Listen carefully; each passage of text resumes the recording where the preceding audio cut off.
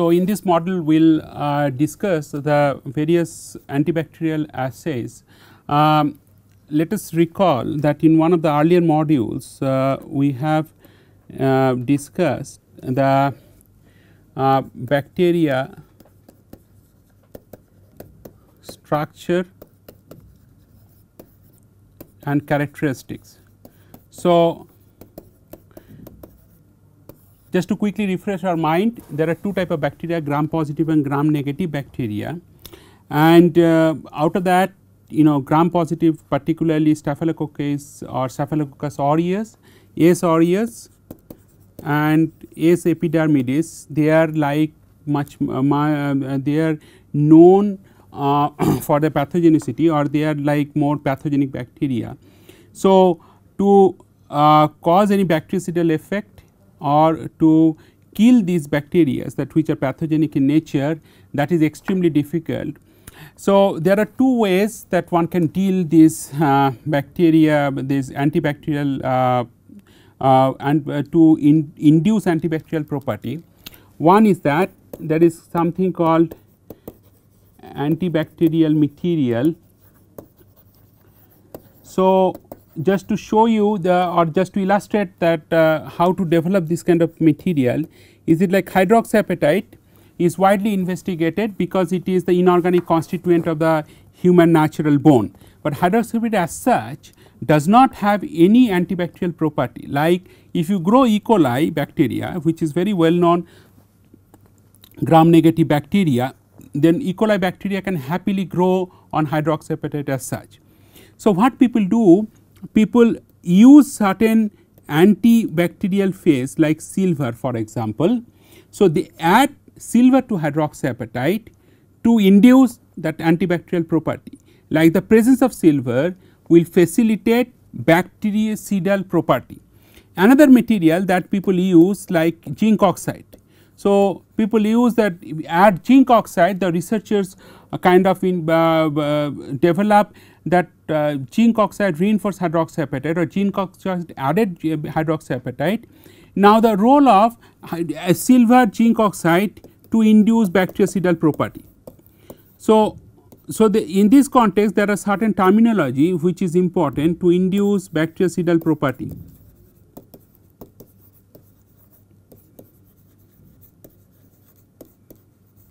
So, there is two terminology, one is bactericidal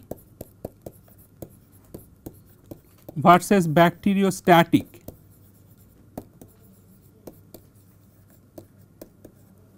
Bactericidal means that the materials with the capability or certain antibiotics with the capability of killing bacteria in growth medium.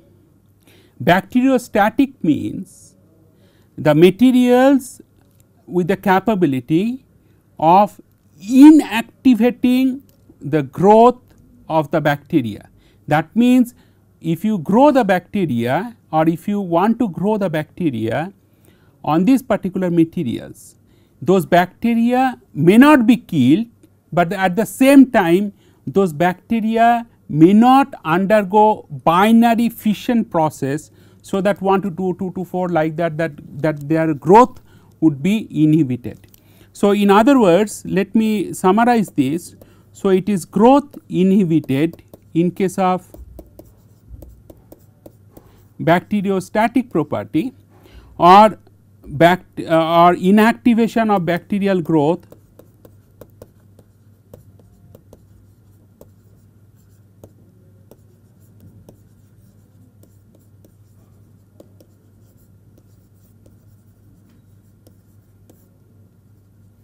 and bactericidal means killing of bacteria or bacterial death.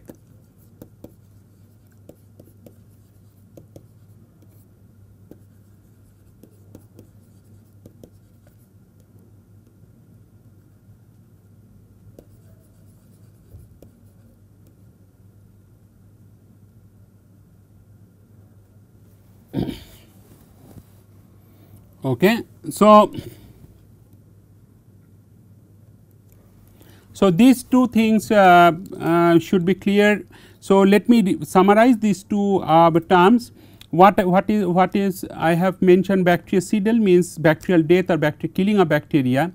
Bacteriostatic means growth inhibited or inactivation of bacterial growth. That does not necessarily means if you have a bacteriostatic property it will kill all the bacteria. So, one of the examples of that bactericidal property that or materials exhibiting bactericidal property, hydroxide silver, hydroxide zinc oxide. So, these kind of materials. Now, other things that silver or zinc oxide, although they have a antibacterial property, now this addition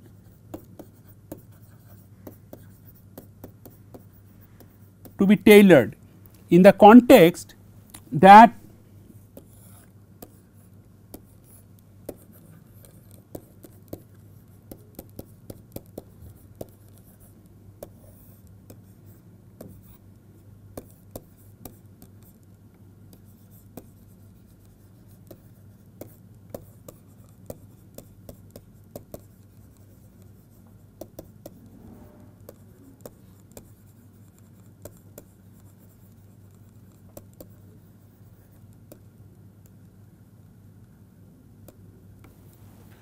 so, what I said, for example, hydroxyapatite you add this material x% silver or x% zinc oxide.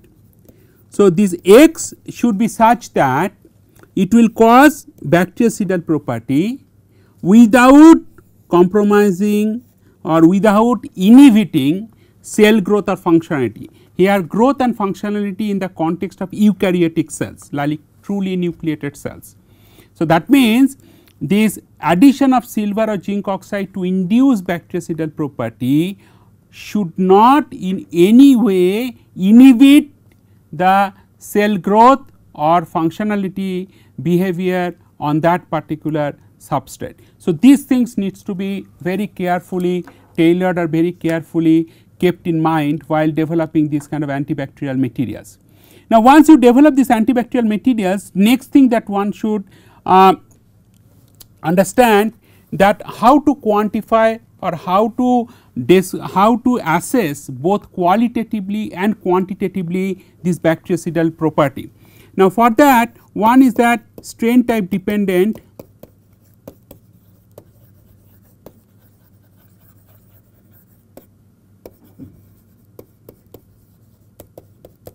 bactericidal property needs to be assessed.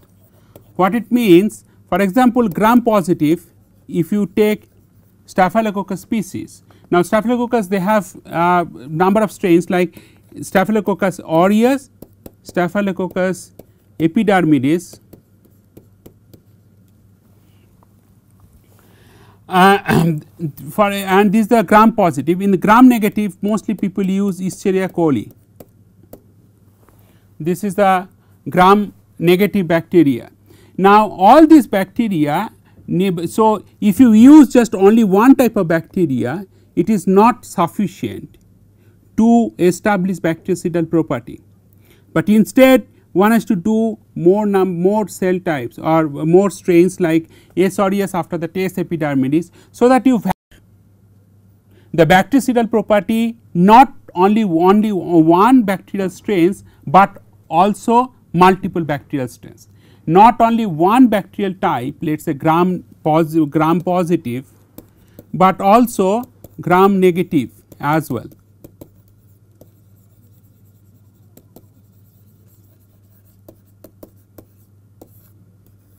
So, these things must be mentioned, these things must be carefully considered, so that the cell type or strain type dependent property can be established. So, one single material may have good bactericidal property against E. coli, but that does not mean the same material will have equally good bactericidal property against S. aureus. So, it may not may not be able to kill all the S. aureus bacteria when this S. aureus bacteria will grow on that material substrate. Now, to confirm this, typically in biology it is very common to use not only one cell type or only one strain type, but multiple of those to confirm certain evidence or to confirm certain mechanism whatsoever it is. Now, just to refresh your mind on that biofilm formation and mechanistic description of the same. So, initial stage is that 1 or 2 bacteria will come and adhere in this material substrate. Now, if you remember, the bacteria they grow much faster than eukaryotic cells. Like if the typical cell division type cell division time of eukaryotic cell or human cell is 11 to 12 hours, bacteria the doubling time of bacteria is 30 to 40 minutes, most of these bacterial strains. So, so therefore, the moment it adheres or it gets attached to a material substrate, then these it undergoes binary fission from 1 to 2 bacteria and so on. And there are 2 things that has been mentioned here, that is that in one case it is shown that if you put some surface coating on the material or substrate coating, and another case uncoated substrate. Now, this colonization would be there, but this colonization would be more specific to the part where certain specific coating is given to the bacterial to the biomaterial substrate. Now, once this cell monolayer forms, then there is polysaccharide secretion, and this polysaccharide would act like a glue, and then that will essentially help in the formation of some bacteria clusters. Now, these clusters will grow and then it will form biofilm, and this biofilm, then once it matures biofilm, then any more bacteria which will come from the growth medium, that bacteria cannot get attached to this biofilm, and as a result those would be detached. And these actually tells you that bacterial biofilm grows to a kind of a critical size, and therefore, this biofilm cannot grow any further. So, all these things needs to be kept in mind while assessing the or while using different antibacterial assays. So, this is the typical protocol for the bacteria culture, like you know that you start with this sample preparation, then you grow the bacteria, and then before that you have to do sterilization, then you grow the bacteria in an incubator. This incubator is 37 degrees Celsius, there is no requirement for the CO2 flow unless eukaryotic cell culture, because bacteria can grow in normal ambient environment, and then after that you fix the cells by PBS, phosphate buffer saline. After that you can do either critical point dryer or you can do HMDS, hexamethyl disilane HMDS chemical. Then you fix it, then you can see either ACM or live date staining using fluorescence microscope. Now, these are different assays that is important, and these assays are MIC, MBC. MIC stands for minimum inhibitory concentration, and in a planktonic culture, like when the bacteria is kind of suspended in a Appendorf tube, not actually on the growing on the substrate. Now, there is zone of inhibition ZOI, and there is CFU, that is colony forming unit. So, there is 4 things MIC, MBC, ZOI and CFU. These 4 things, these 4 aspects need to be assessed qualitatively and quantitatively. So, let us see that what is the meaning of this kind of what is the meaning of these terms. Let us define that. So, minimum inhibitory concentration means lowest concentration of any antibacterial, any antimicrobial. Now, here in the context of the bulk materials, you can say that HA X% silver or zinc oxide. Now, X to be optimized, that is what is the minimum percentage of the A or minimum value of X which will give you that inhibitory concentration. Now, if it is, let us say take the example of the gold nanoparticle. So, AUNP, what is the dosage of this gold nanoparticle in solution which will cause this MIC, that needs to be identified, which inhibits the visible growth of a microorganism. It is characterized by the absence of any exponential phase in the bacterial growth curve. If you remember, the bacterial growth curve goes like this, it goes to stationary phase, and then that needs to be so essentially MIC is characterized by the absence of the exponential phase in this one. Second one is the minimum bactericidal concentration, MBC. that is the lowest concentration of an antimicrobial agent that kills a bacterium. So, it is an extension of a MIC test, but wherein the both the cultures are contain greater than MIC doses which are subcultured on the solid agar plates. So, what it means that, so you do that MIC test, you extend this test further with these doses of greater than MIC and to see that what is the minimum bactericidal concentration. Third one is the zone of inhibition assay, that efficacy of any antibacterial in preventing bacterial growth, and this is the zone of inhibition, and one has to see that where is the no growth of the bacteria around the antibiotic, and this is the referred to as zone of inhibition. As you see that most of these definitions are essentially centered around the qualitative or quantitative effect of an antibiotic, which is been traditionally used as a drug or antibacterial drug. Now, in the context of the biomaterials, the drug dosage has to be converted or has to be understood with respect to the antibacterial phase content in a particular biomaterial substrate. So, let me repeat what I said. I said, let us say there is the antibiotic drug A, you want to understand that what is the dosage X or dosage Y, which is like minimum inhibitory concentration or which has a ZO, which can be assessed for the ZOI or for the MBC. Now, in the context of the microbial antibacterial material, let us say hydroxyapatite, and I have given multiple times this example X% silver composites.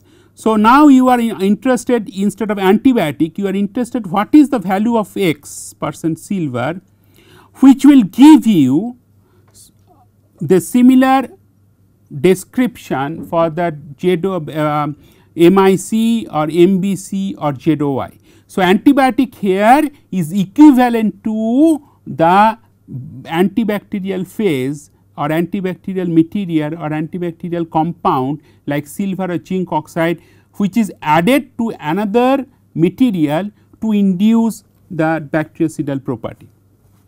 I hope I have explained you sufficiently so that you understand that this definition. Then colony forming unit, that is the number of bacteria counted divided by the volume of culture plate. Volume of culture is plated multiplied by dilution factor. This is also one of the quantitative aspect of this antibacterial property evaluation. Okay. Now, while analyzing that why a bacteria is not able to grow or why a bacteria is killed in growth medium, certain assays typically is used to see the effect on the bacterial membrane itself, and this is called inner membrane permeabilization, and this one of the assay that is done, it is called WNPG assay.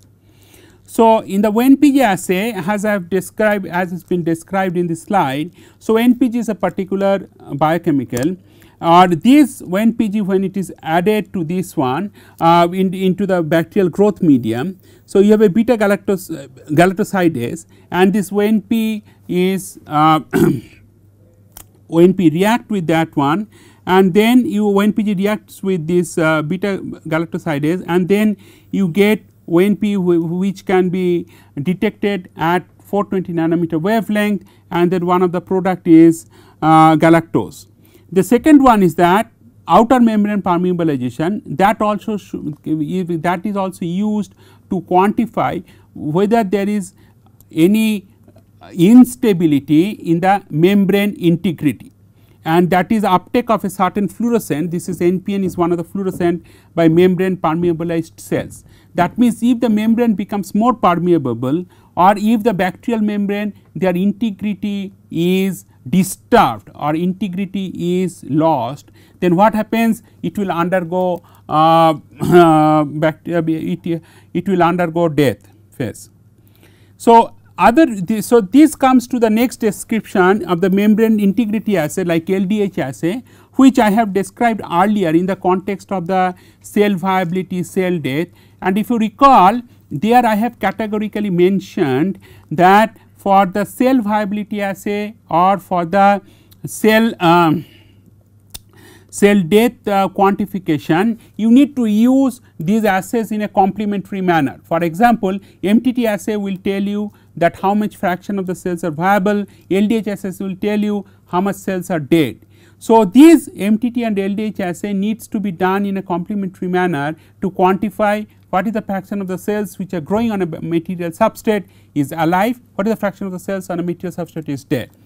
Now, LDH is an enzyme as mentioned, and then LDH, when it is a bacteria is damaged or the membrane integrity is lost or disturbed, then what will happen, NDH will come from the cytosol or cytoplasm to outside the culture medium, and then the LDH can be detected at an absorbance of 260 nanometer. And all these biochemical reagents or these any enzymes, they are essentially detected at different wavelength that has been measured, that has been mentioned earlier also.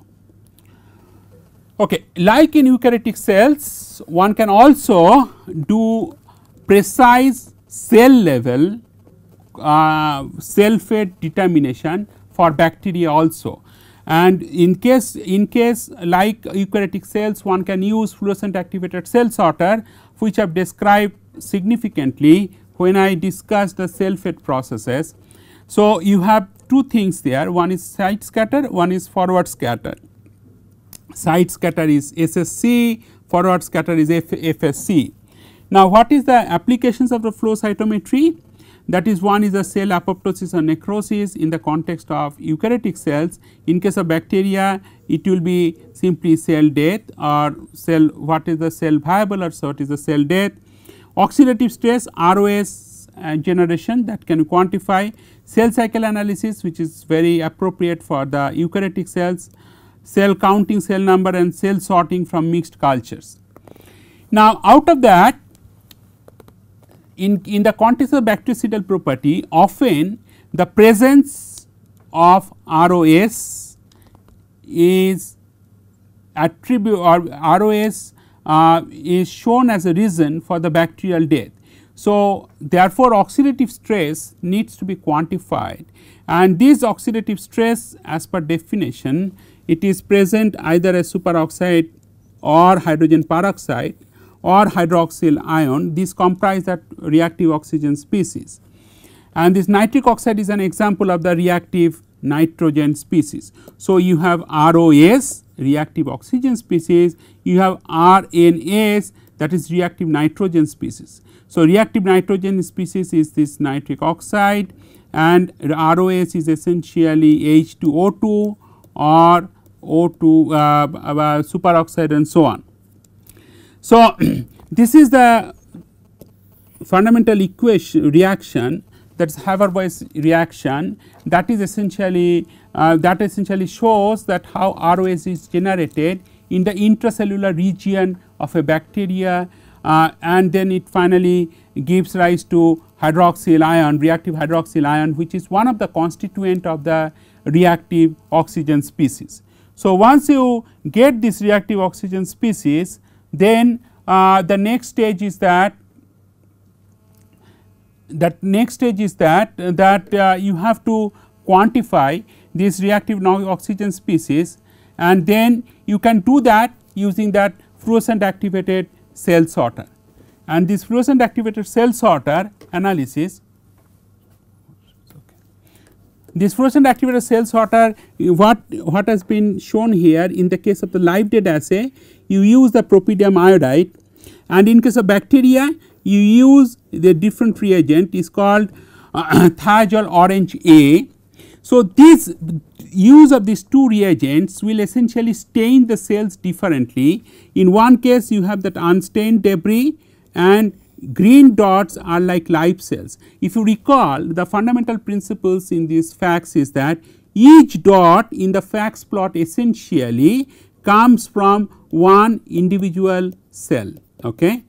So, therefore, the multiple of these dots which are stained green, that means this means so many numbers is the live cells. Okay. That this particular coordinate you have this particular quadrant you have these injured cells, and this is kind of membrane compromised cells. So, from this particular example here, if so many fraction of these white green dots are there, that means close to 90% or more cells are essentially live cells, live bacteria. Rest of them are either injured or unstained debris or membrane compromised cells. Now, coming to ROS quantification using fluorescent activated cell sorter, this is also alternatively known as DCFDA assay. So, you use this DCFDA and as a reagent, biochemical reagent, and then what happens if this particular reaction is taking place at the intercellular region whose end product is one of the constituent of the reactive oxygen species, then this constituent, if it is there, then what will give? It will give some green fluorescence, and this is your controlled cell population, and this is your treated cell population, which is shifted towards the right hand side here in the DCFDA, and from there you can see that what is the fraction of the cells where the ROS quantification is significant enough, and then you can quantify this what is ROS that is generated. So, to go back to this all this summarize what I have essentially taught you so far. You have to quantify what is MIC, MBC, that minimum inhibitory concentration, minimum bactericidal contents concentration, zone of inhibition, colony forming unit, which will give you the quantitative aspect of the antibacterial ability of any material, and these parameters were defined in the context of the use of antibiotic, but now it has been defined in the context of antibacterial material. Now, once you do these things, the reasons for any antibacterial effect or bactericidal effect is to be analyzed with respect to some additional assays like inner membrane permeabilization, outer membrane permeabilization, or LDH assay, which will give you the membrane integrity assay. So, the rationale is that first you quantify whether any material has sufficient antibacterial property, then you try to propose certain reasons to explain the origin of this antibacterial property of that particular material. Now, to support your rationale or support your logic, you have to do some additional assays to confirm both qualitatively and quantitatively that it is indeed that it is because of the membrane permeabilization or membrane integrity, disintegrity, that this bacteria is being killed in contact with the materials, or the bacteria is not able to grow once it is coming in contact with these materials. And also more biological origin may be, or biophysical origin can be reactive oxygen species, and then you need to be quantified that ROS using FACS. Now, up to this part it is done. So, then you confirm the antibacterial. Next stage is that if a bacteria does, if a material has some indication that it has very strong antibacterial effect, but still detectable number of bacteria has the possibility to grow when this bacteria are cultured for extended time period in the growth medium, and they can potentially form the biofilm. Now, this aspect of the biofilm formation I have mentioned very briefly in this module, but I have mentioned more extensively in an earlier module where I have covered bacterial growth and bacterial bacteria structure and characteristics. Now, this is that this is the scanning electron images. This is the ACM image of the biofilm. As you can see that these are like spherical shaped Staphylococcus species, either S aureus or S epidermidis, and there is some ECM like features which is not very dense, but it is more like a porous kind of surface layer which is forming, and which kind of connects that these spherical species, and this is like polysaccharide rich biofilm which is formed on this material substrate. Now, this biofilm also one has to quantify this by different assays, and several assays is been mentioned here. One is called Resazurin dye reduction, one is called crystal violet staining, third one is called live date biofilm imaging. So, you can do confocal microscopy to do that, and one is called biofilm thickness, that what is the typical thickness of the biofilm, that is to quantify. Now, once you do all these assays, the last stage of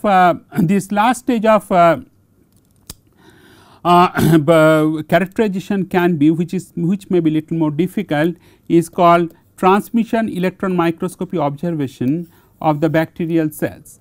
Now, this transmission electron microscopy, which itself is one of the higher level microscopy techniques to see that ultrastructural features of the bacteria, which you cannot probe using scanning electron microscope or fluorescence microscope, where the magnification, allowable magnification is much less than transmission electron microscope.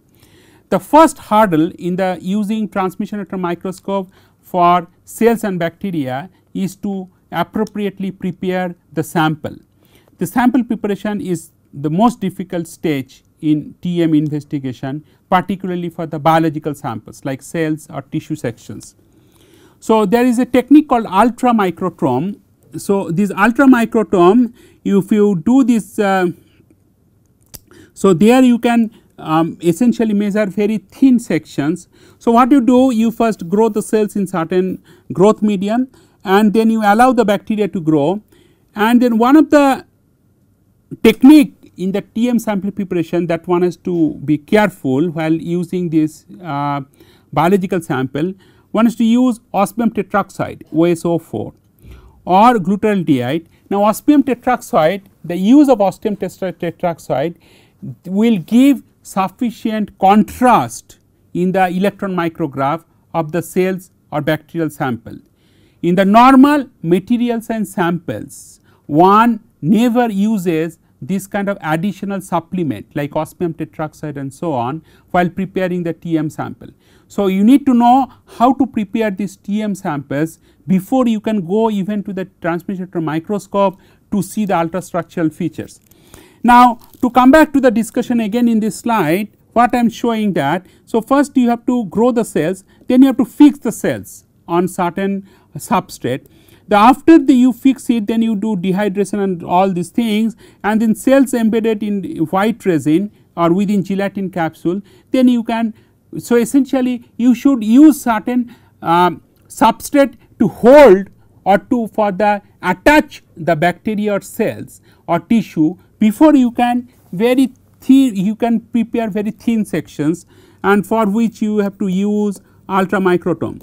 So, ultramicrotome once you use, you get very thin sample, you can use glass or diamond knife, then picking up these section specimens on the grid, and once you grid it, then again you do some additional treatment called, you can do staining using uranyl acetate or lead acetate.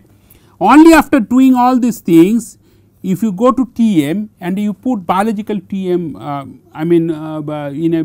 in the sample chamber, then this is the example of a Staphylococcus aureus species, and it is treated with gold nanoparticle, and after it is treated with gold nanoparticle, you can see certain features like whether these gold nanoparticles are internalized inside the cytoplasm of this bacteria, and if it is internalized, you can then correlate that observation with the reactive oxygen species that you might have quantified before using FACS. So, I am trying to give you some indication that how these TM observations can be helpful to correlate with some of the other features which you have quantified as part of your total investigation.